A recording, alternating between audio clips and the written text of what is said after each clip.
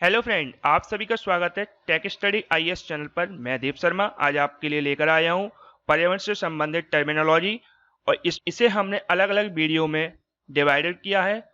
इस वीडियो से पहले हमने एक वीडियो अपलोड कर दी गई है जिसे हमने पार्ट ए नाम दिया है। आज हम पार्ट बी पर चर्चा करेंगे। चलिए दोस्तों, वीडियो को देरी न करते हुए अपनी नेक्स्ट टर्मिनोलॉजी स्टार्ट करते हैं। उससे पहले अगर आप इस चैनल पर न्यू हैं तो हमारे चैनल को सब्सक्राइब किए बिना ना जाइएगा और साथ ही साथ बेल आइकन दबाएं और वीडियो को लाइक करें, कमेंट करें और अपना फीडबैक जरूर दें। चलिए दोस्तों, हम नेक्स्ट अपनी टर्मिनोलॉजी देखते हैं बायो मैग्निफिकेशन यानी कि जैव सांद्रण।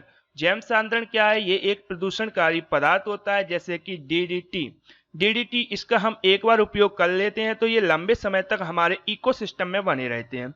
इकोसिस्टम में ऐसे बने रहते हैं कि हमारी खाद्य श्रृंखला में भी स्थापित हो जाते हैं। खाद्य श्रृंखला में स्थापित हो जाते हैं तो इन्हें इसके अंतर्गत कीटनाशक, जिसे हम क्या शब्द देते हैं इंग्लिश में, पेस्टिसाइड्स, ये सब शामिल होते हैं और इनका सांद्रण क्रमिक रूप से उच्च पोषण स्तर पर बढ़ता ही जाता है और अंतिम में जाकर ये उस व्यक्ति की, उस जीव की हत्या कर देते हैं। अब जैव सांद्रण होता क्या है? जैव सांद्रण होता है कि उच्च पोषण स्तर को बढ़ाता जाता है, जिसे ही इसका जैव सांद्रण कहते हैं। यानी कि जो ऊपर जाएगा खाने वाला व्यक्ति, जैसे पेड़ है, पेड़ को किसने खाया? कीड़े ने खाया। कीड़े को किसने खाया? फिर उसको किसने खाया? फिर उसको किसने खाया? इस प्रकार एक दूसरे को खाते हुए जो अंतिम बार होता है उसके ऊपर तक ये बढ़ता जाता है। अब इनकी जो क्रिया होती है बढ़ने की, इसी को हम बोलते हैं जैव सांद्रण। और वनस्पतियों में इनका सांद्रण सबसे कम होता है। वनस्पतियों में क्यों होता है? क्योंकि वनस्पति प्राथमिक होते हैं, इसलिए यहाँ पर सबसे कम होगा। वनस्पतियों को कीड़े खाते हैं, कीड़े को चूहा, चूहे को, इस तरीके से एक दूसरे को खाते हुए जो अंतिम में आता है उसको इसकी हानि होती है। इसलिए कहा जाता है कि तृतीयक उपभोक्ता, इसमें जैव सांद्रण सबसे अधिक होता है। तृतीयक उपभोक्ता क्या होता है? तृतीयक उपभोक्ता, इससे संबंधित हम एक जल्दी आपके लिए वीडियो लाएंगे। उसमें आप समझिएगा कि हमारे जो उपभोक्ता हैं हमने उनको 3 भागों में डिवाइडेड किया है, प्राथमिक, द्वितीयक और तृतीयक। तृतीयक उपभोक्ता सबसे अंतिम बार आता है जिसमें सबसे अधिक जैव सांद्रण पाया जाता है। चलिए दोस्तों, अब हम देखते हैं इको चिन्ह यानी कि इको मार्क क्या होता है।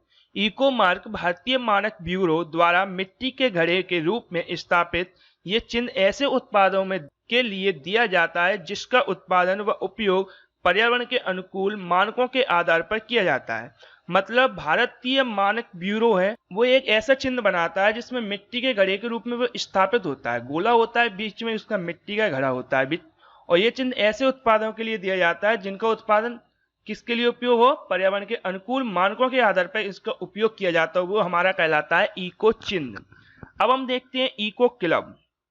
इको क्लब क्या है? इको क्लब किशोरों में पर्यावरण संरक्षण के प्रति जागरूकता लाने के लिए सरकार द्वारा चलाया जा रहा एक अभियान है। इको क्लब एक अभियान है जो कि युवा लोग होते हैं उनके लिए चलाया जा रहा है कि उनके प्रति पर्यावरण को जागरूकता लाई जाए। ये एक हमारी भारतीय सरकार द्वारा योजना चलाई जा रही है। अब हम देखते हैं हरित मफलर। हरित मफलर क्या है? हरित मफलर यानी कि ग्रीन मफलर सड़कों और रेल की पटरियों के किनारे पौधों और झाड़ियों के कई कतार लगाकर ध्वनि प्रदूषण की गतिविधि को कम करने की व्यवस्था को हरित मफलर कहते हैं। यानी कि सड़क के किनारे हमने पेड़ लगाए, रेल की पटरियों के किनारे हमने पेड़ लगाए और झाड़ियों लगाए कई कतार में लगाकर। अब इनसे क्या होता है? इनसे ध्वनि प्रदूषण की गतिविधि होती है उसको कम कर दिया जाता है और इसी व्यवस्था को हम बोलते हैं हरित मफलर। अब हम देखते हैं दोस्तों संपाती क्या है।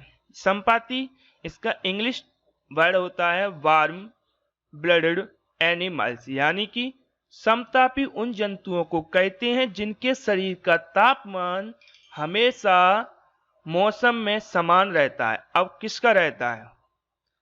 अब आप स्वयं को देख लें, यानी कि मनुष्य को देख लें। मनुष्य का जो तापमान होता है 90.6 डिग्री फ़ारेनहाइट हमेशा रहता है और सभी पक्षी तथा स्तनधारी प्रोटोथीरिया को छोड़कर समतापी होते हैं। अब क्वेश्चन यहाँ पे क्या बोल रहा है? ऐसे पक्षी और स्तनधारी कौन से जिनका समतापी नहीं होता? तो आपका आंसर होगा यहाँ पे प्रोटोथीरिया। अब हम देखते हैं असमतापी जंतु, कोल्ड ब्लडेड एनिमल। जिन जंतुओं के शरीर का तापमान वातावरण के तापमान के अनुसार घटता बढ़ता रहता है उन्हें हम असमतापी जंतु कहते हैं। मतलब असमतापी जंतुओं के शरीर का ताप गर्मी में गर्म, सर्दियों में सर्द हो जाता है। जैसे कि मत्स्य, उभयचर, सरीसृप को रेंगकर चलने वाले जंतु। अब सरीसृप को क्या बोलेंगे हम? रेप्टाइल्स बोलेंगे। ये सभी कौन है? असमतापी हैं। अब हम देखते हैं पारिस्थितिकीय निके। पारिस्थितिकीय निके क्या है? इसे हम इंग्लिश में बोलते हैं इकोलॉजिकल निके।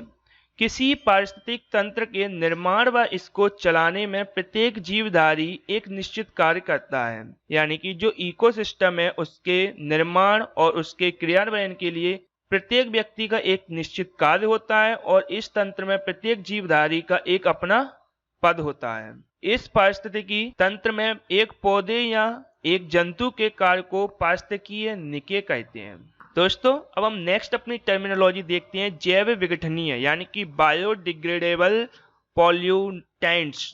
मतलब ऐसे प्रदूषक जो विभिन्न जैविक क्रियाओं से विघटित होकर प्रकृति में मिल जाते हैं जैव विघटनीय प्रदूषक कहलाते हैं। जैसे कि घरेलू अपशिष्ट, बाल, लकड़ी, खाल, मलमूत्र, हड्डी आदि।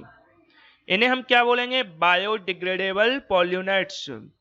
अब हम दोस्तों देखते हैं कि साइलेंट स्प्रिंग क्या है। अब ये पर्यावरण की ऐसी क्या टर्मिनोलॉजी है कि इसे साइलेंट स्प्रिंग कहा गया है। चलिए इसके बारे में देखते हैं। ये रसेल कॉर्सन के उस उपन्यास का नाम है जिसे पक्षियों पर डीडीटी के प्रभाव का जीवंत वर्णन संगठन ने मलेरिया के मच्छरों को मारने के लिए डीडीटी के प्रयोग पर अनुमति दे दी थी। और कहा गया है कि इसके छपने के बाद अमेरिका सरकार ने डीडीटी पर प्रतिबंध भी लगा दिया था और पुनः 25 वर्षों बाद विश्व स्वास्थ्य संगठन द्वारा इसे प्रतिबंधित कर दिया। चलिए दोस्तों हम अब नेक्स्ट देखते हैं जीन बैंक। यानी कि जीन बैंक क्या है?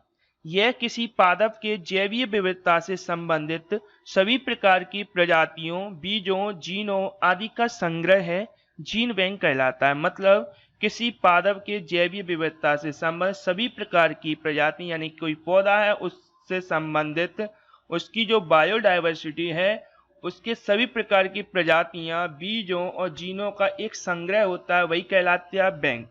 अब आप बैंक के नाम से ही समझ सकते हैं बैंक में हम क्या करते हैं, अपनी जितनी भी संपत्ति वगैरह है उसका एक रुपए या गोल्ड के माध्यम से वहां पे रख देते हैं, संग्रह कर देते हैं, तो वो क्या कहते हैं? हम उसे बैंक कहते हैं। इसी प्रकार जीन बैंक है जिसमें किसी पादप के प्रजातियों, बीजों, जीनों आदि का संग्रह होता है, वही हमारा कहलाएगा जीन बैंक। अब हम दोस्तों देखते हैं कि जीन पूल क्या है। अब जीन पूल क्या है? ये किसी प्रजाति की पूरी जनसंख्या के जीनों का उनके एलील के समग्रता का द्योतक है। दोस्तों अब हम देखते हैं जीन बैंक के बारे में, थोड़ा डिटेल में पढ़ते हैं क्या है आखिर ये जीन बैंक है क्या, क्योंकि मुझे शायद लग रहा है कि आपको पीछे सही से समझ में नहीं आया है, इसलिए मैं आपको दोबारा से बताना चाहूंगा कि जीन बैंक आखिर है क्या। ये एग्जाम में काफी बार पूछा जाता है कि जीन बैंक। तो दोस्तों चलिए हम देखते हैं आखिर जीन बैंक है क्या। जीन बैंक एक कृत्रिम आवासीय यानी कि आर्टिफिशियल आवास है जिसमें संरक्षण का एक ये उत्कृष्ट नमूना है, जीन बैंक है जहां पादपों के जीन को संरक्षित किया जाता है। प्रमुख अंतरराष्ट्रीय कृषि केंद्रों पर ऐसे 12 बैंक हैं। कितने हैं? 12। मेक्सिको में गेहूं और मक्का एवं फिलीपींस में चावल स्थित भारतीय अनुसंधान परिषद में 1996 में हुई जीन बैंक की स्थापना। यहाँ जीन बैंक में पेड़ों, पादपों के हिस्सों, ऊतकों और बीजों के विशाल भंडार संरक्षित हैं। चलिए फ्रेंड, अब मुझे लगता है कि आप अच्छे से समझ गए होंगे कि जीन बैंक आखिर है क्या। अब हम देखते हैं इको टूरिज्म। इको टूरिज्म क्या है? इको टूरिज्म है प्राकृतिक प्रदेशों का जिम्मेदारी भाग जो कि पर्यटन, वहां के पर्यावरण के संरक्षण एवं स्थानीय लोगों की भलाई के उद्देश्य से किया जाए, उसे ही हम बोलते हैं इको टूरिज्म।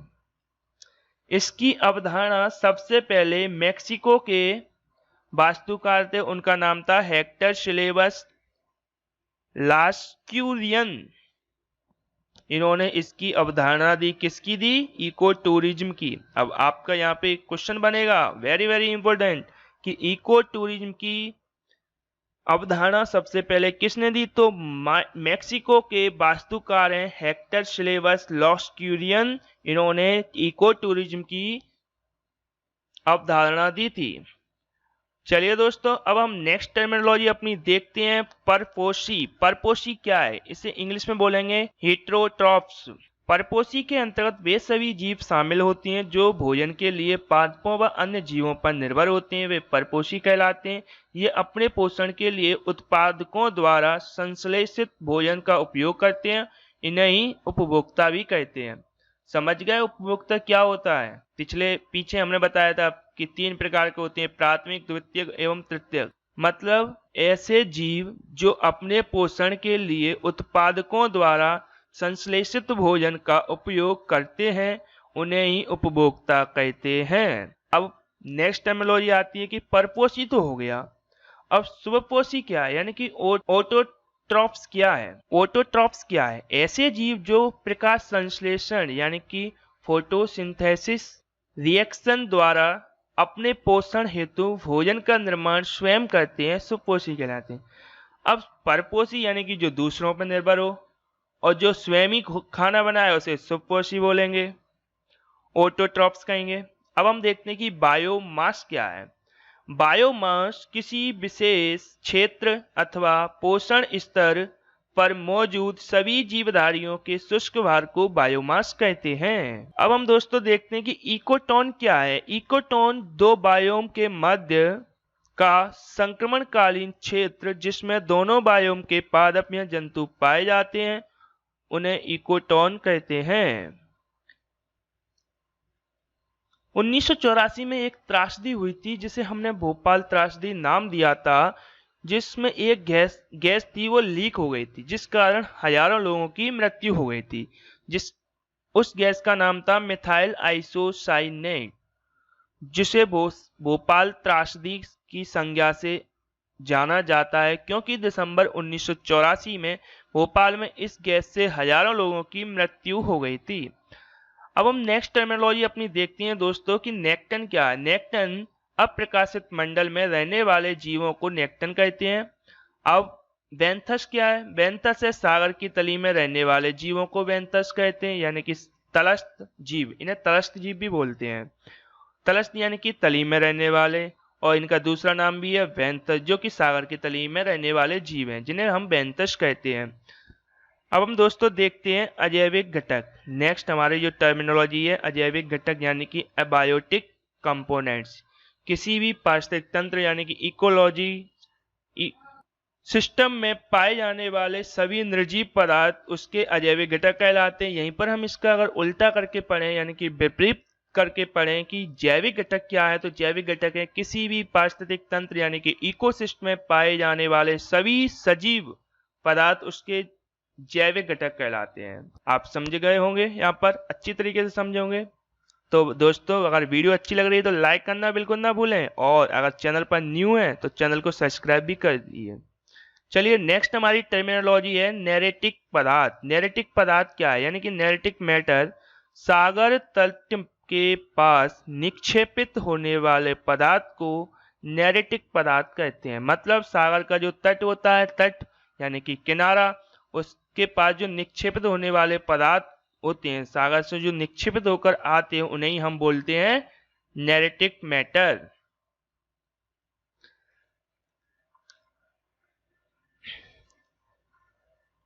अब एक कार्बन टैक्स टर्मिनोलॉजी है पर्यावरण की। आखिर ये कार्बन टैक्स टर्मिनोलॉजी क्या है? कार्बन टैक्स टर्मिनोलॉजी है कि उत्सर्जन टैक्स, कार्बन के उत्सर्जन टैक्स कार्बन डाइऑक्साइड यानी कि CO2 के उत्सर्जन पर लगाए जाने वाला एक टैक्स है। फ्रांस ने इसे 10 सितंबर 2009 को लगाने की घोषणा की है। फ्रांस अब तक की सबसे बड़ी अर्थव्यवस्था है जहां इस प्रकार का टैक्स लगाया गया है। कि कार्बन टैक्स सर्वप्रथम 1990 में फिनलैंड में लगाया गया था। इसके पश्चात नॉर्वे व नीदरलैंड नेवी ये टैक्स लागू किया। वर्ष 1991 में स्वीडन ने भी इसे लागू किया। कार्बन टैक्स आप अच्छे से समझ गए होंगे कि आखिर कार्बन टैक्स क्या है। चलिए एक बार हम फिर से रिवीजन कर लेते हैं कि आखिर कार्बन टैक्स है क्या। कार्बन टैक्स क्या है कि कार्बन के उत्सर्जन पर जो लगने वाला टैक्स है। अब कार्बन क्या है कि कार्बन डाइऑक्साइड CO2 के जो उत्सर्जन होता है उस पर लगाया जाने वाला एक टैक्स है, ये हमारा कार्बन टैक्स है। फ्रांस ने अभी इसे 10 सितंबर 2009 को लगाने की घोषणा की गई थी और सबसे पहले इस टैक्स को किसने लगाया था? फिनलैंड लगाया, उसके बाद नॉर्वे, नीदरलैंड ने लगाया और वर्ष 1991 में स्वीडन ने भी अपने यहाँ ये लागू कर दिया था कार्बन टैक्स। अब हम देखते हैं कि एपीफाइट्स क्या है। एपीफाइट्स टर्मिनोलॉजी क्या है, जैसे हम हिंदी में बोलते हैं अधिपादप। जब दो अलग अलग प्रकार के पौधों का संबंध भोजन आधारित न होकर केवल आवास आधारित हो जाए तो ऐसे पौधों को अधिपादप कहते हैं। समझ गए कि जब दो अलग अलग प्रकार के पौधे हैं उनका संबंध भोजन आधारित न होकर केवल आवास के आधार पर हो जाए, ऐसे पौधों को हम बोलेंगे अधिपादप। दोस्तों अब हम देखते हैं कि जैविक घड़ी क्या है। जैविक घड़ी समस्त प्रकार के पौधों एवं पशुओं में पाए जाने वाले एक ऐसे तंत्र को जैविक घड़ी कहा जाता है जिसके द्वारा इन पौधों और पशुओं की गतिविधियां आंतरिक सामंजस्य का नियंत्रण किया जाता है। यह तंत्र अज्ञात रूप से उत्पन्न होता है तथा किसी बाहरी समय संकेतों पर निर्भर नहीं करता है। दोस्तों अब हम देखते हैं नेक्स्ट टर्मिनोलॉजी हमारी इकोलॉजिकल सक्सेशन, मतलब पारिस्थितिकी अनुक्रमण। जब किसी पारिस्थितिक तंत्र में एक जैव समुदाय द्वारा उसके स्थान में कालांतर में दूसरे जैव समुदाय द्वारा अधिरोपित हो जाता है, यानी कि वे रहने लगता है। जब कोई एक समुदाय उस पर दूसरा समुदाय उस स्थान पर आकर रहने लगता है, उसका ग्रहण कर लेता है, तो उसे ही हम कहते हैं अनुक्रमण, यानी कि इकोलॉजिकल सक्सेशन। अब हम अपनी नेक्स्ट टर्मिनोलॉजी देखते हैं कि यूट्रोफिक क्या है। यूट्रोफिक तालाब, जैसे कि हम मान के चले तालाब है, तालाब का वे जल क्षेत्र जिसमें पर्याप्त मात्रा में पोषक पदार्थ होते हैं तथा जो पौधों की तीव्र वृद्धि में उपयुक्त होता है, यूट्रोट्रॉफिक कहलाता है। यहाँ पौधों तथा जलीय जंतु का भरमार होने की घटना यूट्रोफिकेशन कहलाती है। दोस्तों एक बार मैं फिर बोलना चाहूंगा कि अगर आप हमारे चैनल पर न्यू हैं तो हमारे चैनल को सब्सक्राइब कर लीजिएगा और आप हमें फेसबुक, टेलीग्राम, व्हाट्सएप के माध्यम से भी फॉलो कर सकते हैं। और दोस्तों अपने फ्रेंड को ये ज़्यादा से ज़्यादा शेयर करें, लाइक करें, कमेंट करें और अपना फीडबैक देकर जरूर जाएं। जल्दी हम फिर मिलेंगे नेक्स्ट वीडियो में। Thank you. जय हिंद, जय भारत।